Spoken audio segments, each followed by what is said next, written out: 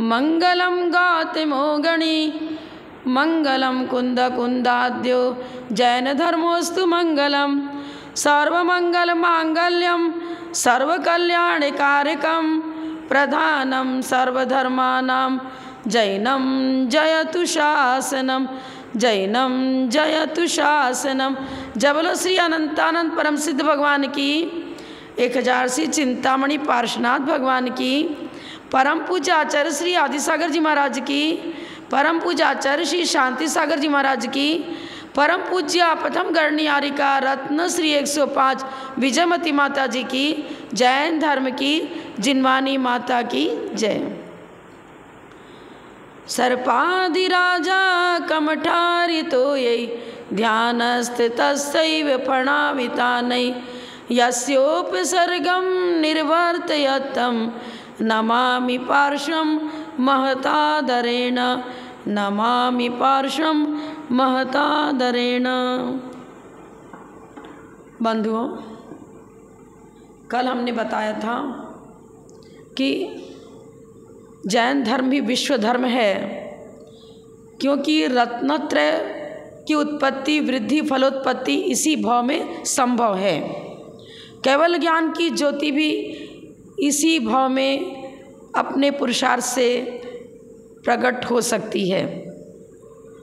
तो यह समझो कि यह मनुष्य भाव जो हमें मिला है, यह आत्मोन्नति की एक ऐसी गली है, मार्ग है, आत्मोन्नति का चौराहा जिसको कहे।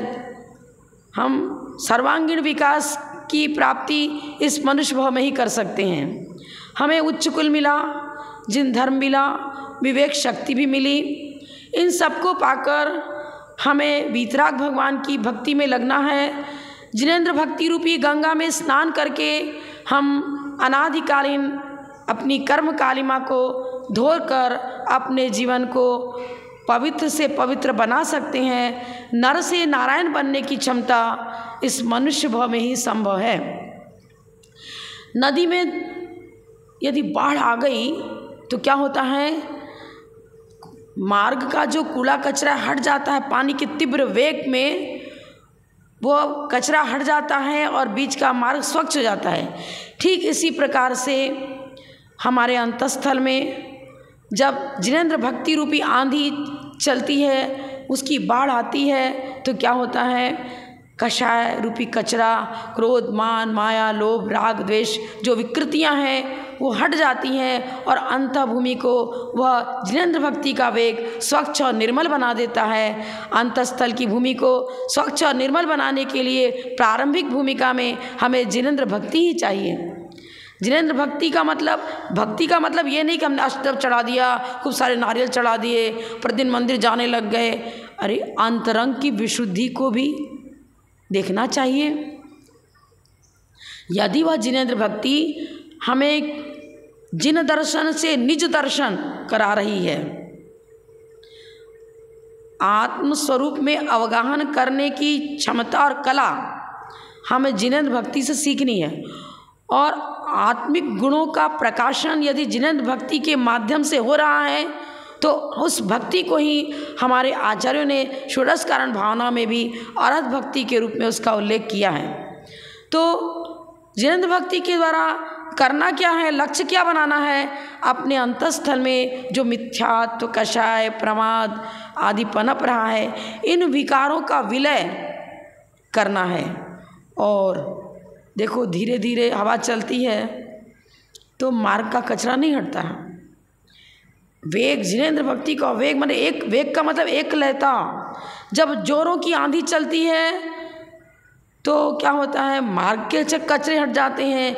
और जब अंतस्थल में जिनेंद्र भक्ति का वेग प्रवाहित होता है तो अंतस्थल के कचरे अर्थात कषाय और प्रमाद मिथ्यात इन सब का निष्कासन हो जाता है, हट जाते हैं। आत्मभूमि स्वच्छ और निर्मल हो जाती है। तो आत्म प्रदेश पर जिनेंद्र भक्ति जमनी चाहिए, अर्थात क्या मतलब, गहराई तक पहुंचनी चाहिए। आत्म कक्ष में वीतराग परिणति की जागृति का होना ही यही जिनेंद्र भक्ति का वेग कहो उसके तूफान कहो, तीव्रता कहो, जिनेंद्र भक्ति तीव्रतापूर्वक एकलयतापूर्वक जब अंतस्थल में आती है तो देखिए रावण ने जिनेंद्र भक्ति करी थी और यदि उसका तमुरा टूट गया, ऐसा सुनने में आता है, आगम में है उसका उल्लेख, तो अपने नशों को जोड़ करके और भक्ति करने लगता है और छोड़ता नहीं है। ये कथा किस प्रकार संभव है आप समझने की कोशिश करें। दृष्टांत है, अभिप्राय यह है कि लाख लाख विपत्तियाँ आएँ लेकिन विपत्तियों से विचलित नहीं होना। धनंजय कवि के पुत्र को सर्प काट गया था लेकिन उसने बीच में जिनेंद्र भक्ति खंडित नहीं करी, पूरा पूजन अभिषेक किया और करने के बाद फिर गंधोदक विशापार स्तोत्र का पाठ एकलयतापूर्वक किया और इतनी एकलयता हो गई, इतनी विशुद्धि बढ़ी कि उस विशुद्धि के प्रभाव से वो जिनेंद्र भक्ति का ये मतलब अतिशय रहा जो गंधोदक को डालते ही पुत्र का विष उतर गया। ऐसा अपने भक्तियों में भी लिखा है, समाज भक्ति पढ़ते हैं उसमें लिखा है, एकापि समर्थयम जिन भक्ति दुर्गतिम निवारयितुम पुण्यानि च पूरयितुम दातुम मुक्तिश्रिय कृतनम। मुक्तिश्रियम मोक्ष रूपी लक्ष्मी को देने वाला कौन है? जिनेंद्र भक्ति। जिनेंद्र भक्ति के माध्यम से वो साध से पुण्यार्जन होता है, ऐसी विशुद्धि बढ़ती है जो पंचेंद्रिय विषय अनुराग हटता चला जाता है और आत्मिक गुणों की तरफ हमारी रुचि जागृत होती है और फिर आत्मगुणों में अवगाहन करता हुआ वह व्यक्ति छपक श्रेणी को चढ़ करके केवल ज्ञान ज्योति को अपने जीवन में प्रकट कर लेता है। तो बंधुओं, करना क्या है? हमें जिनेंद्र भक्ति के द्वारा अपनी आत्मा को परमात्मा बनाने की कला सीखनी है, लेकिन हमारी जिनेंद्र भक्ति सच्छिद्र नहीं होनी चाहिए। मनस्येकम वचस्येकम कर्मण्येकम महात्मनाम मनस्य अन्यत वचस्य अन्यत कर्मण्यन्यत दुरात्मनाम। भगवान, मैं तो आपके पास इसलिए आया हूँ, मेरा दुकान अच्छी चलनी चाहिए, मेरे बेटे की शादी नहीं हुई, होना नहीं चाहिए। अरे पंचेंद्रिय विषयानुराग, अरे वैराग्य को वर्धित करने के लिए, हम वीतराग प्रणति को जागृत करने के लिए मंदिर आते हैं और पंचेंद्रिय विषयानुराग की प्राप्ति और उपलब्धि की भावना है, ये तो विपरीतता हो गई। इसको मांगने की आवश्यकता नहीं है, आप साथ से पुण्यार्जन करो, आपको लौकिक सुख सुविधाएं स्वयं प्राप्त हो जाएंगी। लक्ष्य तो वितरागता की ओर होना चाहिए, लक्ष्य तो आत्मविशुद्धि को बढ़ाने की ओर होना चाहिए। सच्चिद्र भक्ति एक तरह से गहराई से हमको धरातल में पहुंचा देती है, नरक आयु के बंध का कारण बन जाएगी वह सच्चिद्र भक्ति, और निश्चिद्र भक्ति मोक्ष का कारण बनेगी। उदाहरण के द्वारा समझने का प्रयास करें। जब राम, लक्ष्मण और सीता उनका वन प्रदेश में गमन हो रहा था, एक सरोवर मिलता है, सरोवर के तट पर उन्होंने क्या देखा? एक बगुला एक पैर से खड़ा होकर वह ध्यान कर रहा है। लक्ष्मण भी साथ में थे। रामचंद्र जी लक्ष्मण से कहते हैं, लक्ष्मण पश्य पंपायाम बकोयम परम धार्मिका। पंपा नदी का नाम है। लक्ष्मण को क्या संबोधन करते हैं? हे लक्ष्मण, पश्य पंपायाम बकोयम परम धार्मिका शनै शनै पदम धत्ते जीवानाम वध संख्या। क्या कहा? राम तो बहुत सरल स्वभावी थे, वो समझ रहे भाई ध्यान कर रहा है तो। और क्या कहा? यह बगुला तो परम धार्मिक है, देखो ध्यानस्थ मुद्रा इसकी है और चलता भी है धीरे धीरे, तो जीव हमसे न मर जाए इस प्रकार समितियों का पालन करते हुए चल रहा है। उसके लिए परम धार्मिक विशेषण दिया रामचंद्र ने। लेकिन राम की इस स्तुति को सुनकर के नदी में रहने वाली मछलियां सुन रही थी, वो कहने लग गई। क्या कहा उन्होंने? रामस्य स्तुति सूचकम वचनम श्रुत्वा मत्स्या रामम प्रतिप्राह बकः किम स्तुते राम ये नयम निष्कुलीकृत।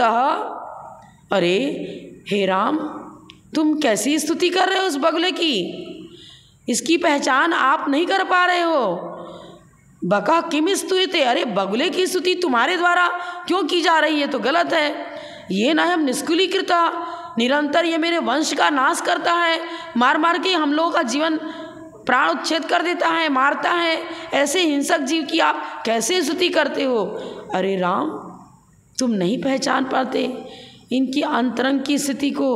सहवासी ही जानाति सहवासी विचेष्टितम, जो पड़ोसी है ना, निकटवर्ती है ना, वही समझ पाता है कि समीपस्थ व्यक्ति का नेचर कैसा है, स्वभाव कैसा है। सहवासी ही सहवासी की प्रवृत्ति को गहराई से समझ पाता है। आप क्षणिक यहाँ पहुँचे और उसकी स्थिति करने लग गए, लेकिन तात्कालिक जो नज़र आ रहा है इंद्रियों से वैसा जीवन हो भी सकता है और नहीं भी हो सकता है। तो आपने जो इस बगुले की स्थिति करी, यह बगुला अंदर में कुछ बाहर में कुछ मायाचार को लिए हुए है।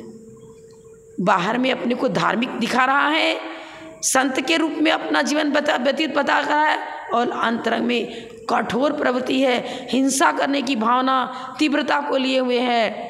तो ठीक समझ लेना आप।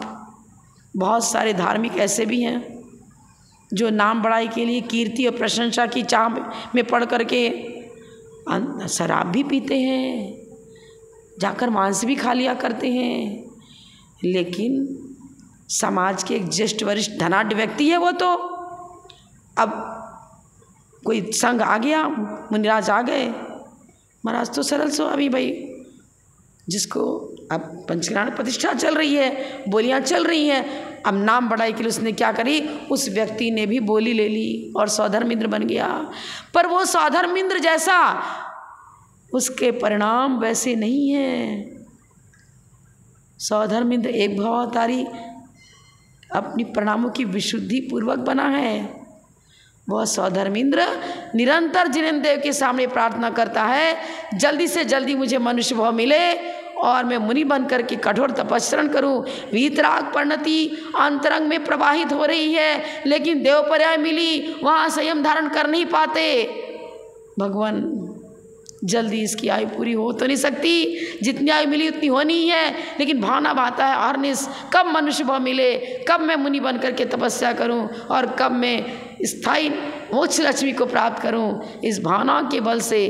पर वो उसकी बात बगुले की भावना कैसी थी, वो ऊपर में तो अपने को धार्मिक दिखा रहा था, लेकिन अंतरंग में अरे मेरे को तो कंपटीशन में खड़ा हुआ हूँ, मैं तो यही सबसे बड़ा है क्या, मैं भी तो धनाढ़ शेष हूँ, मैं ही बोली लूँगा, देखिए तेरे पास बोली जाने नहीं दूंगा, मंच पर मेरा सम्मान होना चाहिए, तेरा नहीं हो पाएगा। इस तरह की भावनाओं को लिए हुए कंपटीशन में हम, अरे ऐसा कंपटीशन करो जो विशुद्धि को बढ़ाता हो, जो अहंकार और मन का ममकार को पनपाता हो, वो कंपटीशन सही नहीं है। तो अभिप्राय यह है कि अंतरंग विशुद्धि यदि है तो वो बाह्य वेश जो आपने धोती दुपट्टा पहन करके अभिषेक करना प्रारंभ किया, वो अंतरंग विशुद्धि पूर्वक है, तब तो सोने में सुहागा अर्थात रत्न हीरा जड़ गया स्वर्ण में, और हर तरह से लाभदायक है। लेकिन अंतरंग में कुछ, बाहर में कुछ, मनस्यन्यत वचस्यन्यत कर्मण्यन्यत दुरात्मना। एक और उदाहरण समझिए, एक बाघ, मतलब हिंसक प्राणी है बाघ, सिंह कह लो, बाघ कह लो, वो सोने की वलय अपने हाथ में लिए था चूड़ी, और स्वर्ण में वलय को दिखा करके वह शेर नदी के किनारे खड़ा हो गया और कहने लगा, मैं बहुत दानी हूँ, जो चाहे मेरे पास से स्वर्ण वलय लेकर के अपने जीवन को, अपनी दरिद्रता को दूर कर सकता है। और एक लोभी ब्राह्मण आ गया, वह सोचने लगा इससे वलय ले लेना चाहिए, और जैसे पहुंचा तत्काल उसको अपना ग्रास बना लिया और मृत्यु के घाट पर उतार दिया। तो ऐसा नहीं बनना। विस्कुंभम पयोमुखम, घड़े के मुख पर तो दूध लिपटा है, दुनिया समझती है कि ये दूध का ही घड़ा है, लेकिन नहीं, अंदर में विष भरा था। आप सोचो कृष्ण ने नेमिनाथ के साथ क्या व्यवहार किया था। नेमिनाथ को राज्य नहीं मिलना चाहिए, राज्य मुझे मिलना चाहिए, इस भावना को लेकर के उन्होंने क्या किया, तीर्थंकर के विवाह के समय पशुओं का बाड़ा तैयार करवा लिया, पशुओं का क्रंदन हो रहा है। रथ जब नेमिनाथ का उधर से निकला विवाह के लिए जा रहे हैं, उस पशुओं की रुदन को सुन करके हृदय द्रवित होता है, अपने रथ को रुकवा देते हैं। ये क्या है, किस लिए ये स्थिति बनाई गई है? तो अरे राज्य, आपके राज्य में, इस राज्य में बहुत सारे मांसाहारी जीव हैं, उनको भी तो निमंत्रण दिया गया, उनको भी तो भोजन देना पड़ेगा, उनके लिए ये इनका वध किया जाएगा आपके विवाह में। अरे मेरे विवाह के लिए ऐसे संगी पंचेंद्रिय जीवों का वध, धिक्कार है ऐसे जीवन को।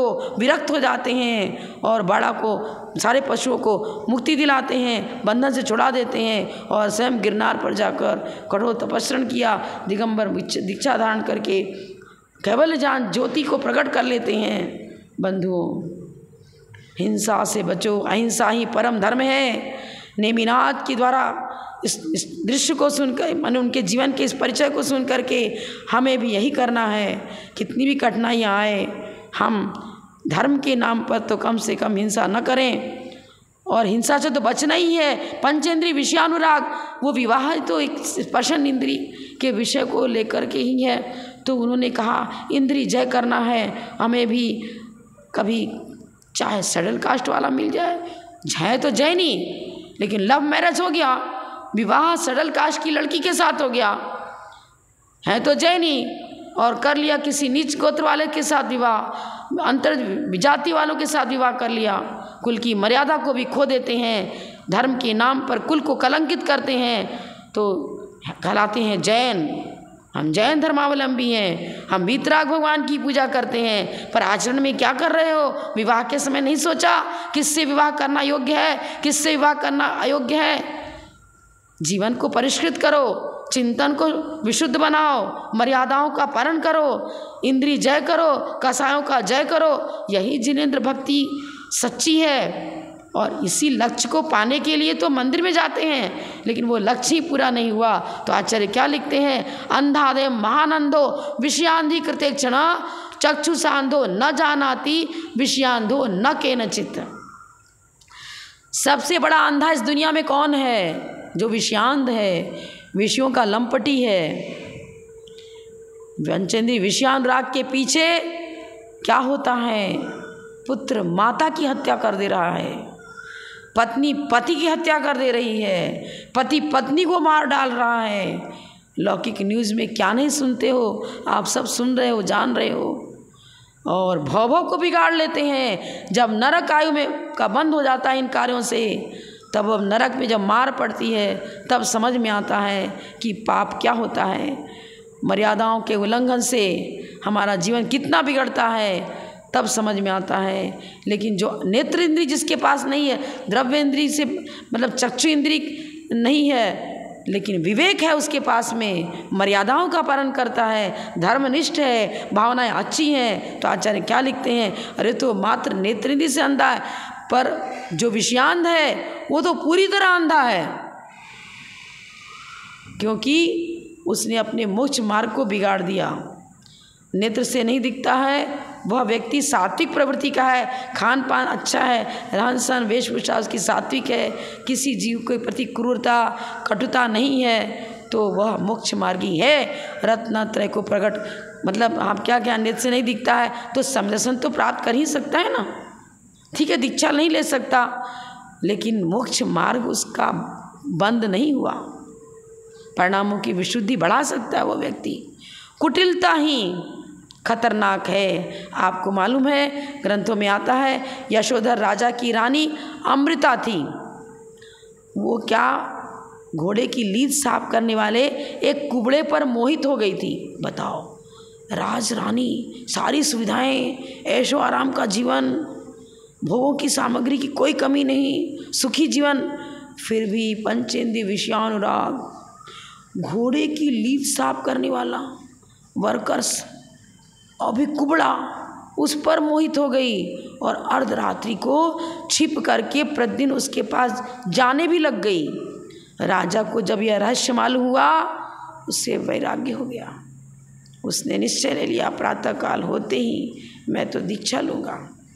रानी सोचती है तत्काल अचानक दीक्षा की बात संभव है, मेरी बात ज्ञात हो गई है इसको, अब क्या करना। ये मुनि बन करके फिर कहीं ऐसा नहीं कि मेरी निंदा करने लग जाए, तो चलो इसे मार डालना चाहिए।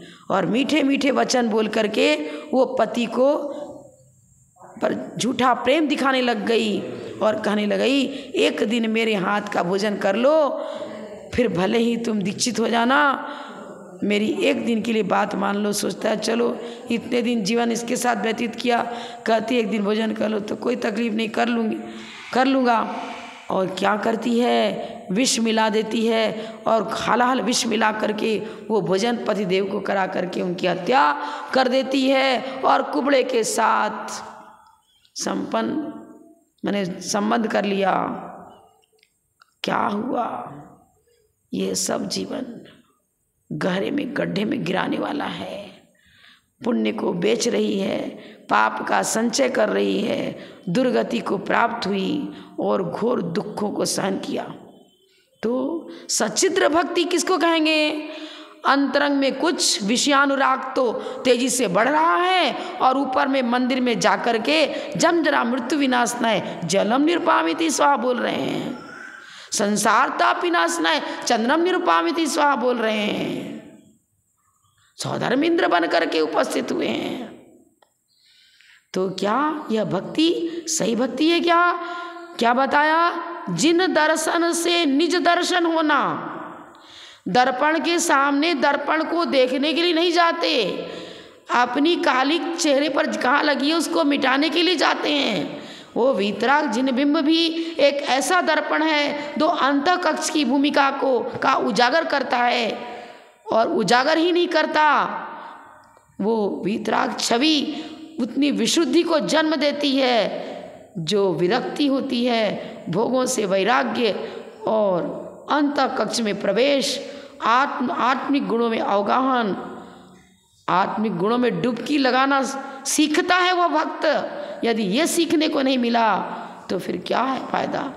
चैत्य भक्ति में लिखा अरहन महानदस्य, अरहन जिन बिंब भी वो महानद है जिसमें अवगाहन करके हम अपनी पाप कालिमा को मिटा सकते हैं। तो बंधुओं, एक छोटा सा बट का बीज भी एक विशाल वृक्ष बन जाता है, और लेकिन बीजारोपण करना पड़ेगा, उर्वरा भूमि में से डालना पड़ेगा, उसका सिंचन करना पड़ेगा, तब किसान सिंचन विधिवत करता है, तभी तो बीज पल्लवित हुआ, पुष्पित हुआ और एक विशाल वृक्ष बन गया।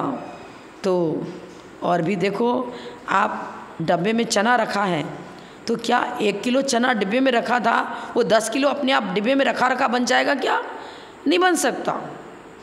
उर्वरा भूमि, अपनी उपादान शक्ति को जागृत करना पड़ेगा, अपनी उपादान शक्ति को उर्वरा बनाओ, जागृत करो, वीतराग परिणति के लिए उत्साहित हो जाओ। मेरे को भी वीतराग मार्ग को ही स्वीकार करना है, यही सच्चा धर्म है, और मिथ्यात्व को हटाना है, अनंतान मंदी को हटाना है, कषायों का समन करना है, इंद्री को जीतना है। इस प्रकार की जो भावनाएं अंतरंग उत्पन्न होती हैं, उन भावनाओं से आत्मिक गुणों का प्रकाशन होता है। यही उर्वरा भूमि, आत्मभूमि को उर्वरा भूमि बनाओ। कहाँ करेंगे? जिन शासन को स्वीकार करो, जिन धर्म को स्वीकार करो, सच्चे श्रावक बनो, सच्चे मुनि बनो, और यथाशक्ति व्रतों का पालन करो।